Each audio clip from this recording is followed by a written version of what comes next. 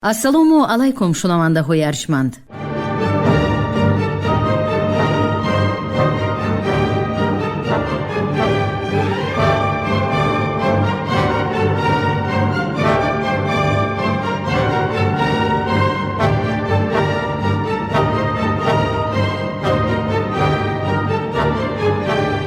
ба таваҷҷӯҳи шумо гуфтор аз силсилаи хониши адабӣ. қироати китоби президенти ҷумҳурии Тоҷикистон муҳтарам Эмомалӣ Раҳмон «Тоҷикон дар оинаи таърих аз ориён то сомониён». китоби сеюм, гуфтори 89.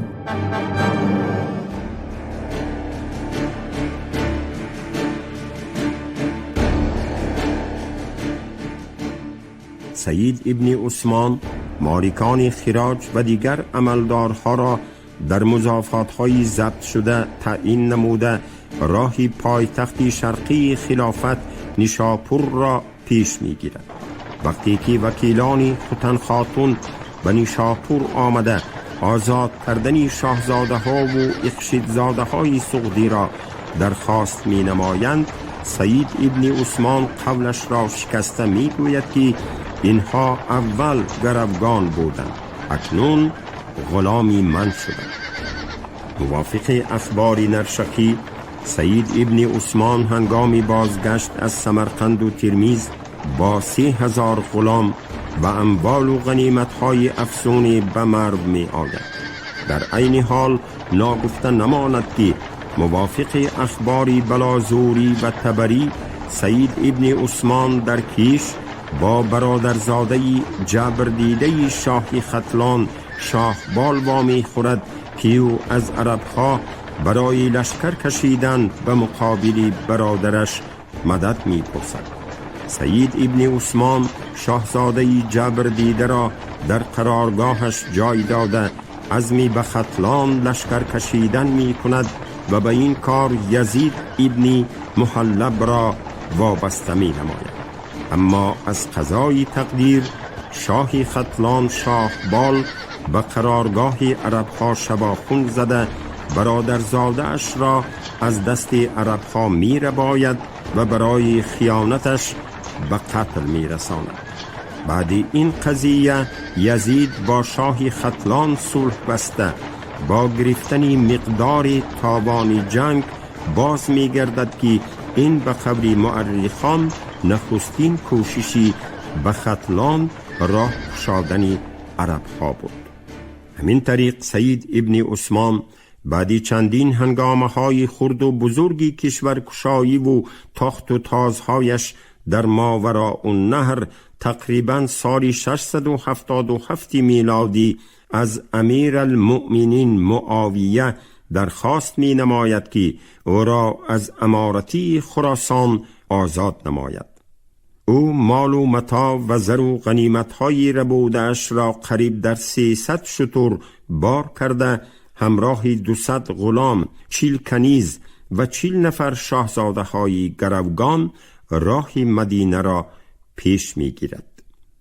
سعید ابن عثمان در طول راه امر می‌دهد که لباس‌های گرانبها و سلاح و جهازی پرقیمتی شاهزاده‌ها را از تنشان ربوده آنها را چون غلام پیاده و پا برهنه سوی عربستان برند.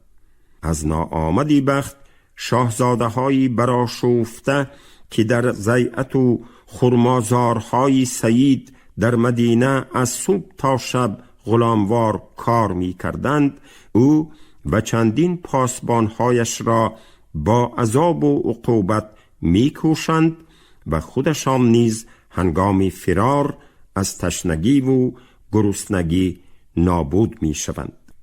بعد از رفتن سعید سال 678 معاویه امارت خراسان را به عبدالرحمن ابن زیاد داده باشد هم او در مدت قریب 2 سال حاکمیش یگان تاخت و تازی نظررسی به سمت ماوراءالنهر نکرده است.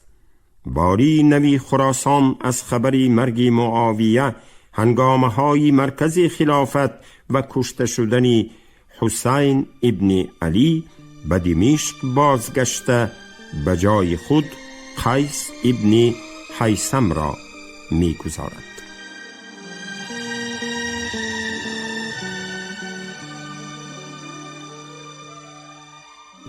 در سال 60 هجری مطابق 680 میلادی فوتیدن معاویه و به مسند خلافت نشستن پسرش یزید آرامی نسبی تقریباً 20 ساله مرکز خلافت را از بین برد.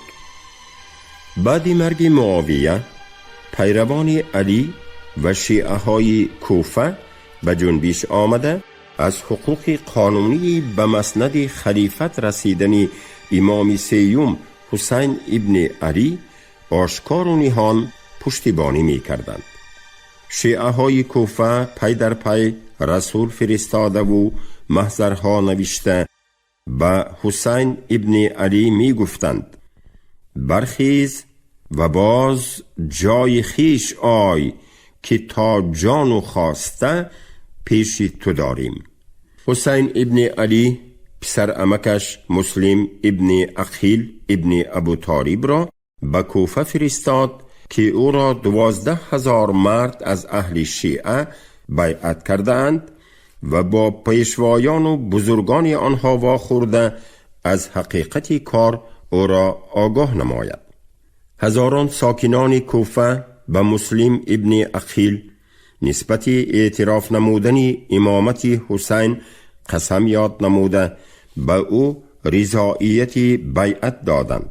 مطابق معلومات طبری مسلم به حسین نامه کرده او را به کوفه دعوت نمود. حسین توسط رسولان به پیروانش نامه فرستاد که هر کی شیعت من است همه به کوفه آیید که من اینک به کوفه همه آیم. ولی از ناآمدی کار یکی از نامه ها به دست یزید ابن معاویه می افتد و او عبیدالله ابن زیاد را تعجیلاً به کوفه خوانده امر می دهد که آشوب ناگهانی اهل شیعه را هنوز سر نزده پخش کند. عبیدالله ابن زیاد برادرش عثمان ابن زیاد را در بصره واری قرار داده خودش با شتاب سوی کوفه می آوید و در تمام راه‌های اساسی از حجاز تا عراق پاسبان‌ها می گذارد. عبیدالله سر اول چندین رسولان و مولاها از جمله مسلم ابن عقیل را در کوفه داشته در انتهای سپتامبر سال 680 می کشد و خروج اهل شیعه را در عرفه آغازش بیرحمانه پخش می کند. خبری کشته شدن مسلم در نیمه راه کوفه به حسین ابن علی می رسد، ولی او که جسارت و جوانمردی را طبیعتاً از پدر گرفته بود و اهل عیالش را همراه داشت تقدیر همسفانش را به سپاه پیش آمده عبیدالله حواله کردن نمی توانست. با مصلحت بعض همسفانش حسین ابن علی رو به دشت بی آبی کربلا آورد و در محل با نام نینوا خیمه زد. به مقابل حسین سپاه 4,000 عبیدالله با سروری عمر ابن سعد پسر سعد ابن وقاص پیش آمده آنها را احاطه نمود. حسین و مقربانش با سپاه عبارت از 32 سواره و 40 پیاده آماده نبرد گشتند. دسته عمر ابن سعد سر اول از سرزدن جنگ و مسئولیت ریختن خون نبیره پیامبر خودداری کرده باشد هم با هدایت عبیدالله این نبرد فاجعه‌ای عاقبت صورت گرفت. اهل سپاه دشمن با یاران حسین درافتادند و در نتیجه خودی او و تمام همیراقانش در نبرد شدید روز 10 محرم سال 61 هجری مطابق به 10 اکتبر سال 680 هلاک شدند.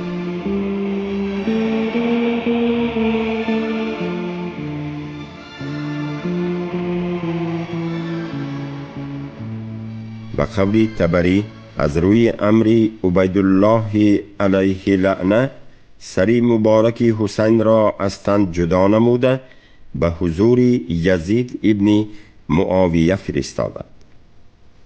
پس تنی حسین بی سر و پای با آن کشتگان 3 روز در دشت کربلا افتاده بود و کسی نیارست برگرفتن. در این نبردی شدید چندی از اهل بیت حسین کشته شده. به قول همسری او شهربانو که از نسب ساسانیان دختری یزدیگرد بود از قضای تقدیر می رهد.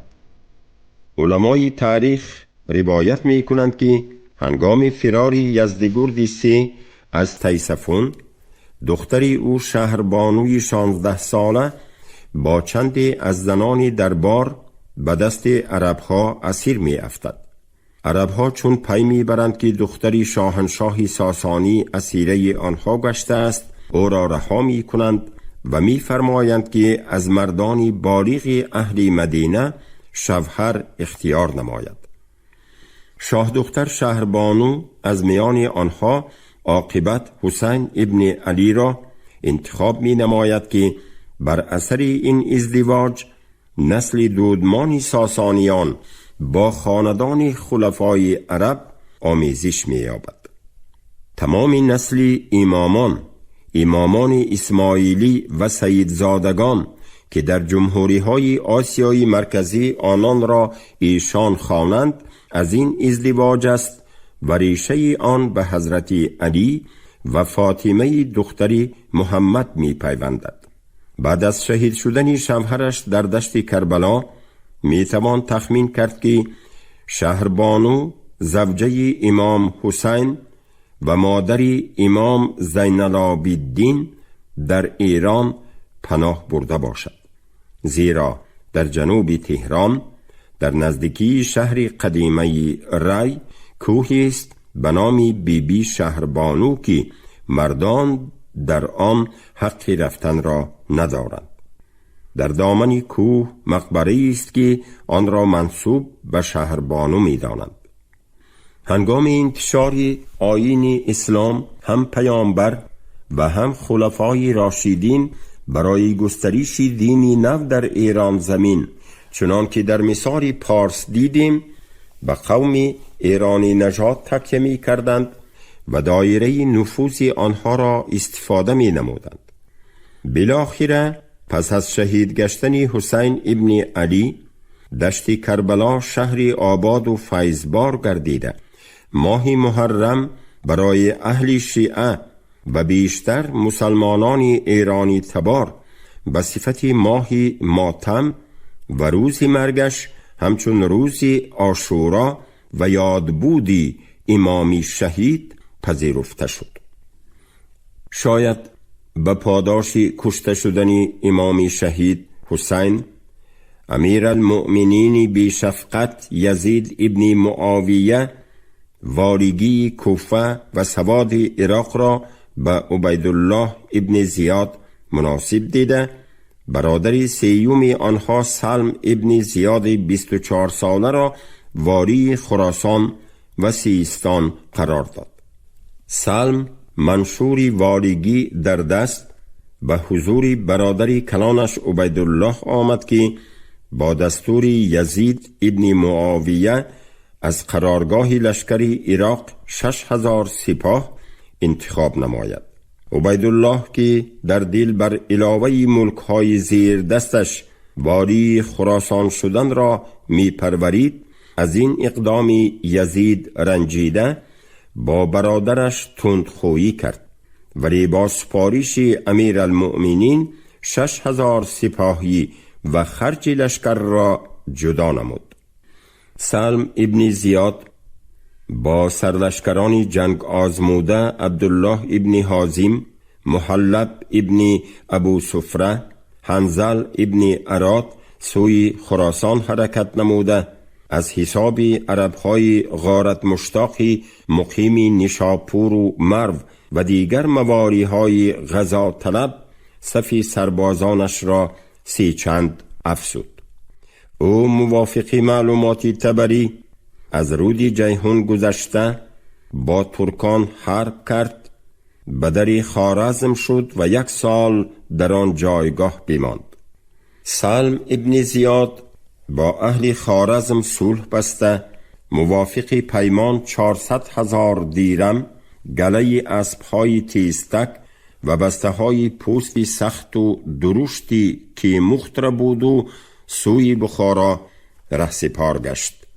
ملیکه شوربخت بخارا که از تاخت و تازهای بیرحمانه عبیدالله و سعید ابن عثمان هنوز به خود نآمده بود، ناچار از اخشیدی سخت ترخون و خاقان ترک ها بدون امداد طلبید.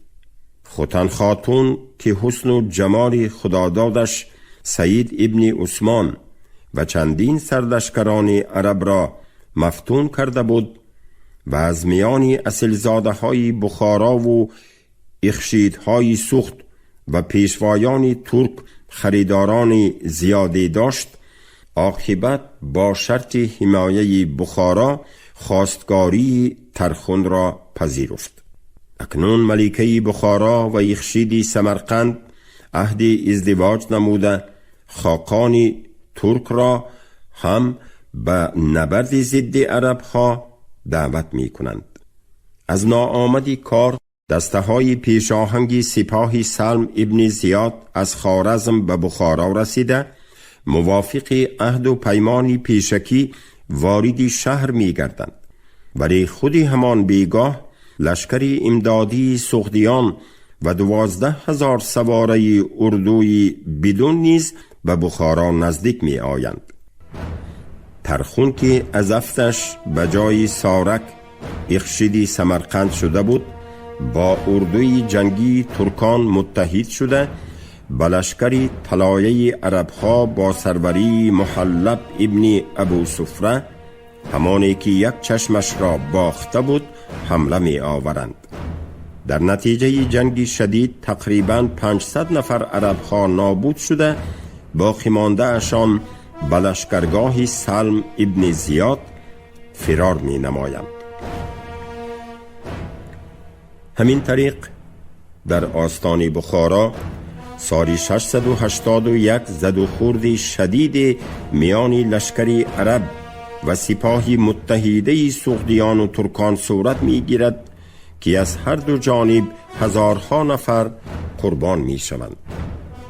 روزهای اولی محاربه سپاه متحده سغدیان و ترک ها چندین هجوم‌های فتح‌آور نموده سوارهای عرب را به فرار و عقب نشینی وادار می سازند. ولی هنگام محاربه ها در قلب سپاه پیشوای ترک ها بدون کشته می شود و اردوی بی سروری او پراکنده شده میدان محاربه را ترک می نمایند. اخشید سوخت ترخون نیز ادامه محاربه را با لشکری افسون عرب بی سود شمرده سوی سمرقند عقب می نشیند. ختن خاتونی بیچاره در میان آب و آتش مانده ناچار با عرب ها صلح می بندد و خراج و تاوان افسون جنگ را می پردازد. موافق اخبار نرشخی غنیمت های جنگی را به هر سپاهی سواره 2400 دیرم و به هر سپاهی پیاده 1200 دیرم تقسیم می نمایند. سپس سپاه سلم ابن زیاد به فتح ولایت سغد و پایتخت آن سمرقند می شتابند. از افتکار محاصره نچندان طولانی سمرقند با صلح و سازش انجام یافته ترخون ضمن پرداختن 1000 درهم فدیه یک وقته با عرب ها مناسبت مصالحت آمیز را به راه می اندازد. سلم ابن زیاد زمستان سال 682 را در سمرقند استقبال می گیرد و صاحبی پسر شده او را سغدی نام می گذارد. موافق اخبار نرشخی و بلازوری سلم ابن زیاد در طی 2 سال تاخت و تازهایش تقریباً 10 میلیون درهم به خزینه خلافت می پردازد. او خود همان سال برای فتح خوجند نیز سپاه می فرستد، ولی به لشکر او پیروزی میسر نمی گردد. در سال 3 امارت سلم ابن زیاد در مرکز خلافت آشوب و ناآرامی ها بالا می گیرد. یزید ابن معاویه برای سرکوب ساختن اهالی مکه و مدینه گروه جنگی را از حساب نصرانیان قبیله تلغیب فرستاده توسط منجنیق ها و اراده های نفتافکن نه تنها مکه بلکه خانه کعبه را نیز خراب می سازد. به قول طبری شامیان گردی مکه در آمدند و منجنیق بساختند، چنان که سنگ به خانه کعبه می افتاد و ستونها می شکست. از این خرابسازی خانه کعبه چندی نگذشته یزید ابن معاویه تقریباً 11 نوامبر سال 683 فوتید و جانبدارانش به جای او پسرش معاویه دویم را خلیفه گذاشتند. از میان 40 روز نگذشته معاویه دویم هم به طور ناگهانی وفات کرد. ناآرامی ها در کوفه و بصره اوج گرفت و تقدیر خلافت به دست اولاد دیگری امویان گذشته.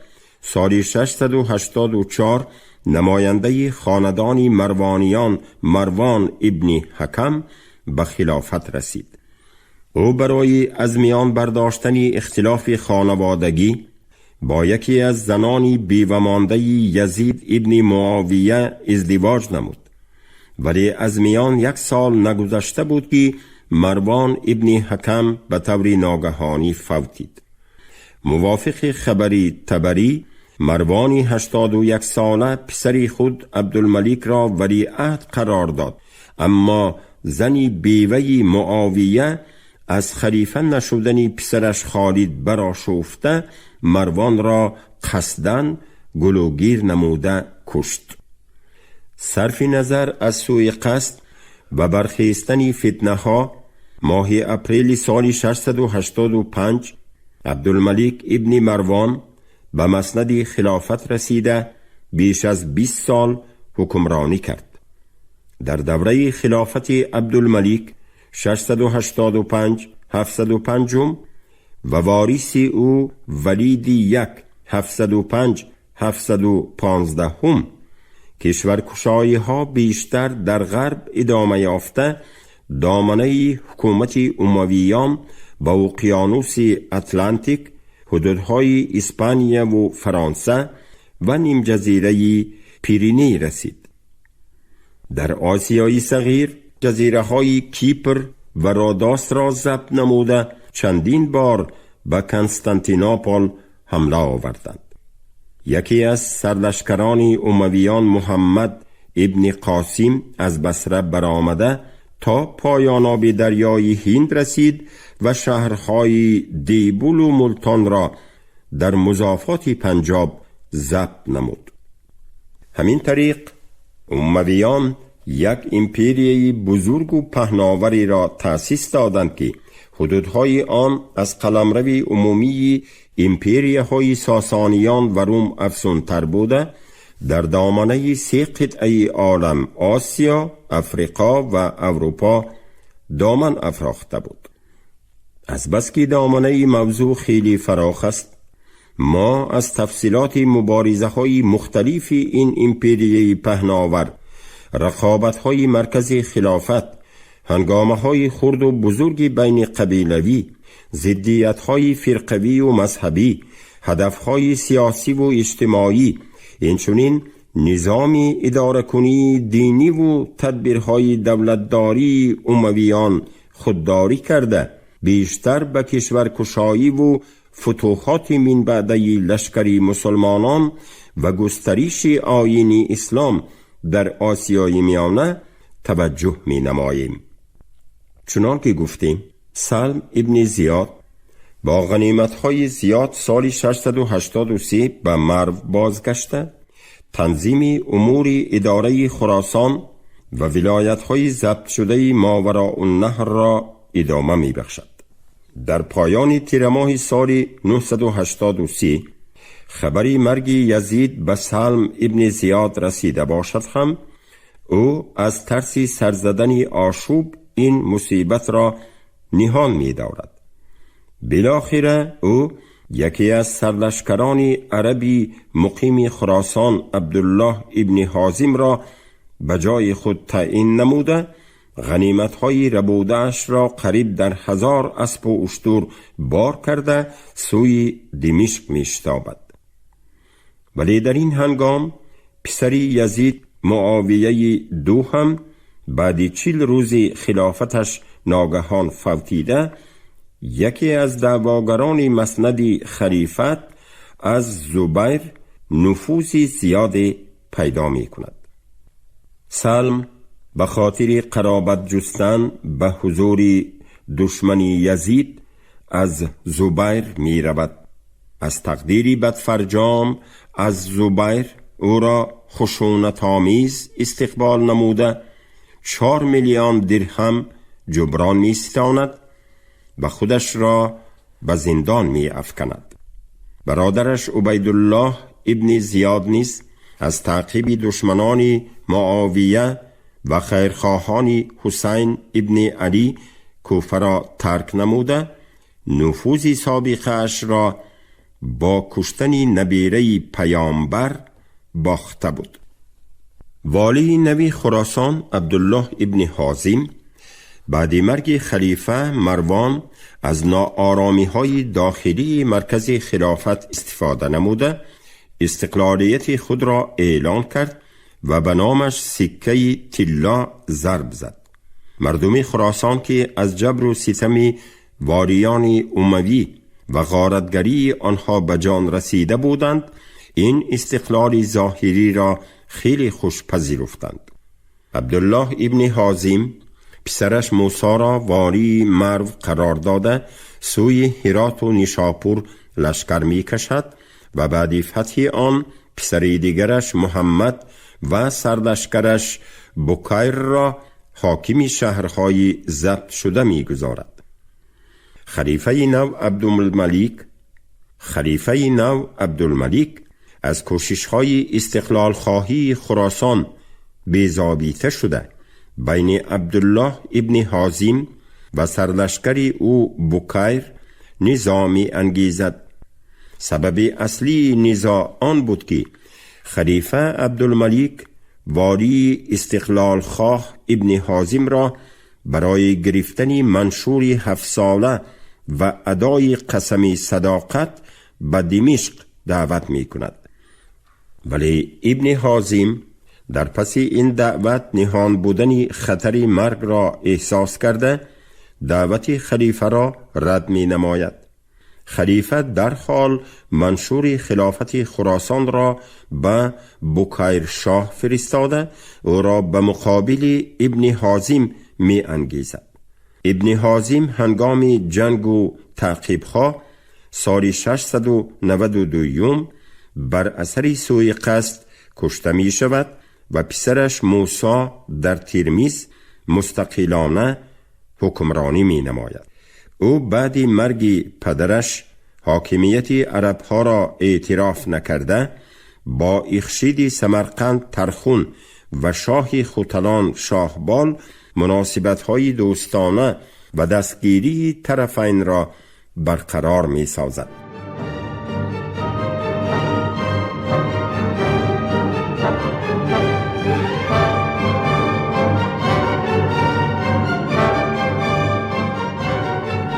شنوندگان گرامی، شما گفتار 89 را از کتاب پرزیدنت جمهوری تاجیکستان محترم امامعلی رحمان تاجیکان در آینه تاریخ از اوریان تا سامانیان شنیدید.